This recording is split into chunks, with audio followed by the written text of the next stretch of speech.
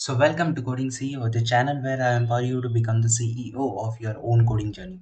In today's video, we will be exploring the remaining part of our last video, the Stack Overflow error. So, a Stack Overflow error in Java is a runtime exception that occurs when the call stack, which is a region of memory used to manage method calls and local variables, become full or exceeds its maximum limit. This typically happens when a recursive function or method calls itself or other methods in a way that consumes too much stack space, causing the stack to overflow. I hope you get the point, but we will be discussing it using a further easy concept to this program. Okay, so let's say we have one class called as demo. In that demo, we have a method called as void, let's say display. It is fine for you if we just create a class with a method. Okay. In the main, we have to create an object for that demo class. So new demo object is created. We want some reference to handle or manage that object. So demo D equal to new demo.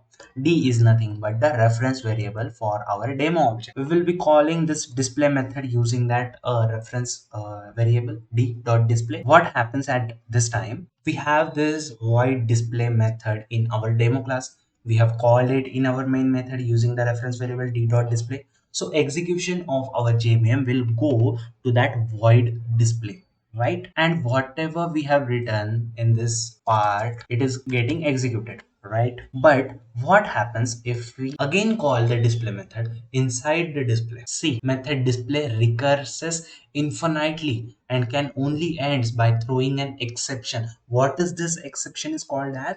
It is called as stack overflow error. Why stack overflow error? So let's discuss the memory mapping once again. Here is our stack data area, here is our heap data area. We have written this code. Okay, we have created a class demo. Okay, JVM starts execution from main and ends when the main method ends. Okay, so demo D equal to new demo object is created for our demo object. First of all, in the stack we have our main frame, right? Frame. We have created a object, let's say D, which is holding address for our demo object xyz. In the heap we have created our object. Okay, demo object. We don't have anything here. In the next line we have d.display, right?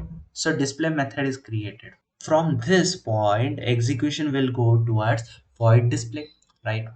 And in that void display whatever we have written we have to execute. Here we again call a display. So again in stack area, one display method is getting created.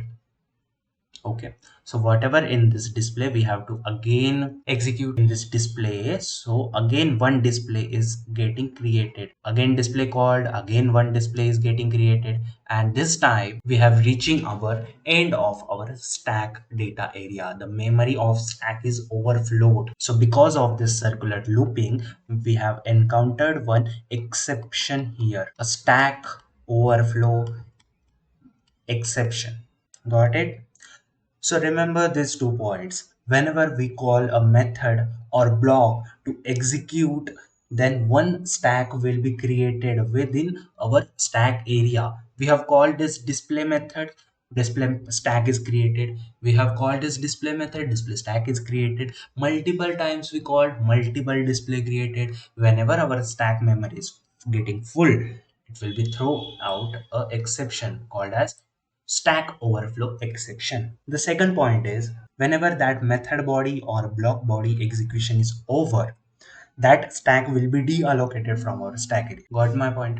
So this is nothing but the end of this video. This is Coding CEO signing off. Keep coding, keep conquering, and keep being the CEO of your coding dreams. Thanks for watching.